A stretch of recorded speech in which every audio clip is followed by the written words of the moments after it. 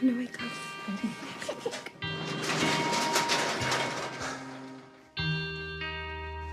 I've got a job to do today. I've got a job to do today. Don't forget, you've got a job to do today.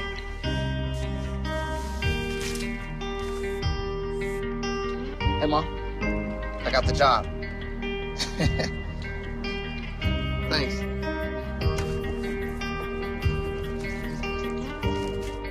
I've got the job. Welcome aboard.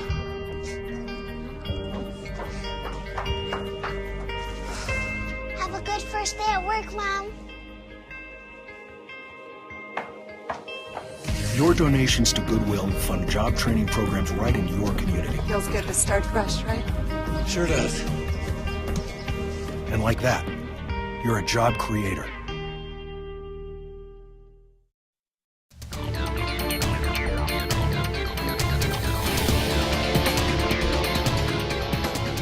Well, thanks for being here.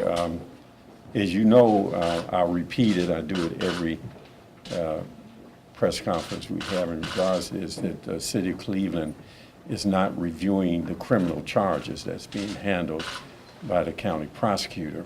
We are, however, reviewing the administrative end of this, and we're doing it in 3 phases. The first phase we've completed, and that was review of the supervisors.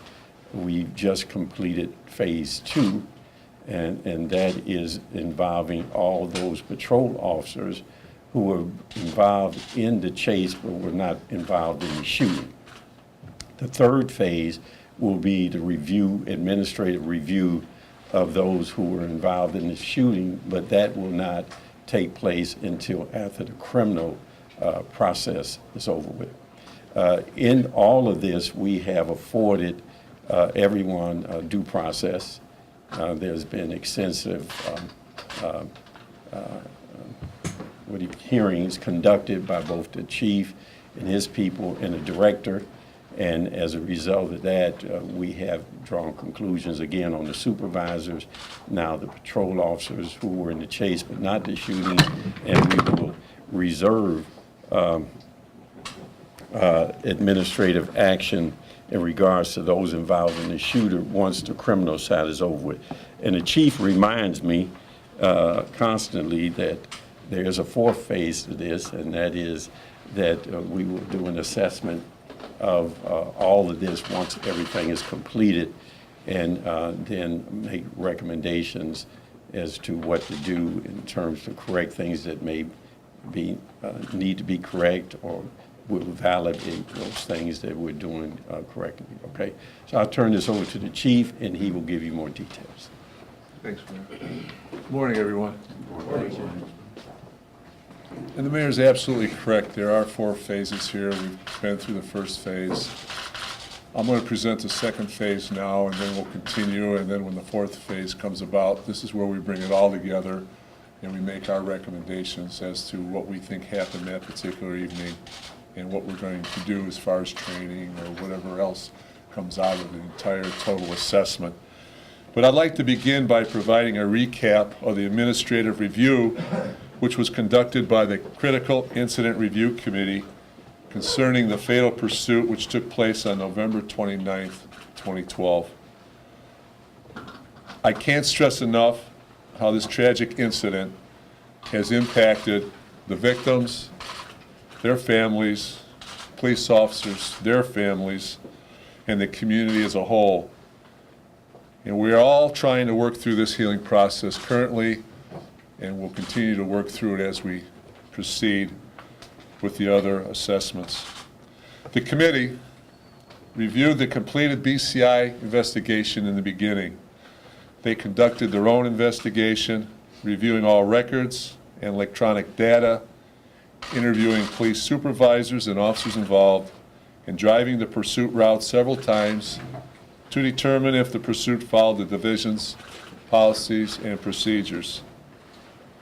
Upon completion of the committee's investigation, the results and recommendations were forwarded to my office for review, and in spirit of transparency, the findings were made public in a PowerPoint presentation conducted by Commander Chura, who was the chairperson for the Critical Incident Review Committee, at a press conference held by the Division of Police.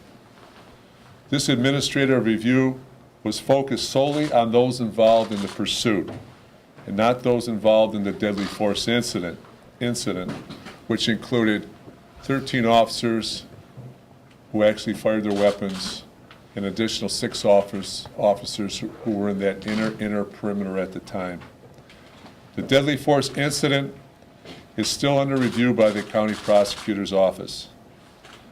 The first course of review was to determine the on-duty supervisor's involvement. The evidence, as presented by the committee, indicated that there were 12 police supervisors during the course of the pursuit that were involved in or violated some administrative infractions. It was 1 captain, 1 lieutenant, and 9 sergeants. The due process began and the disciplinary hearings were conducted by the safety director and myself, resulting in 9 suspensions, 2 demotions, and 1 supervisor was terminated. The next step in the review process was to review the 277 police officers that were working on the evening of November 29th, 2012.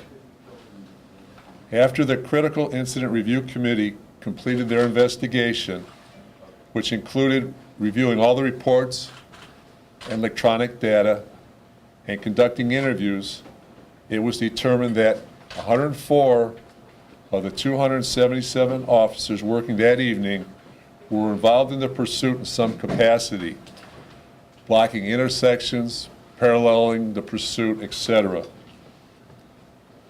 The evidence, as presented by the committee, indicated that 74 officers of the 104 officers who touched the pursuit that evening would be facing some form of disciplinary charges relative to violations of the division's general police orders and manual of rules and regulations. 20 of those officers were referred to the Director of Public Safety, and the 54 remained here at the chief's level. A total of 264 administrative specification charges were recommended by the Critical Incident Review Committee and filed against the 74 officers. As a result of the due process of the disciplinary hearings, 109 of the 264 administrative specification charges were dismissed, 155 of the charges were upheld. 64 of the 74 patrol officers were found guilty of administrative charges ranging from excessive speed to insubordination to failure to request permission to be involved in the pursuit. As a result of the disciplinary hearings, there was a total of 178 suspension days issued, 2 written warning letters issued, 9 non-disciplinary letters of re-instruction, and 3 patrol officers, their administrative charges were dismissed with no further action. The deadly force incident remains under review by the county prosecutor's office. Once the review is completed, the Division of Police will conduct an administrative review of the officers involved, and that's the 13 shooters plus the 6 officers that were in that inner perimeter. The process of helping our community and the Division of Police move forward has been underway, and this transparent review will help us continue on this path and make us stronger. The review process has been thorough, and the results have been fair. I have found, through the course of the disciplinary process, the supervisors and patrol officers who have been charged with rule violations have been very professional and, most importantly, very honest as to what transpired on that evening of November 29th, 2012.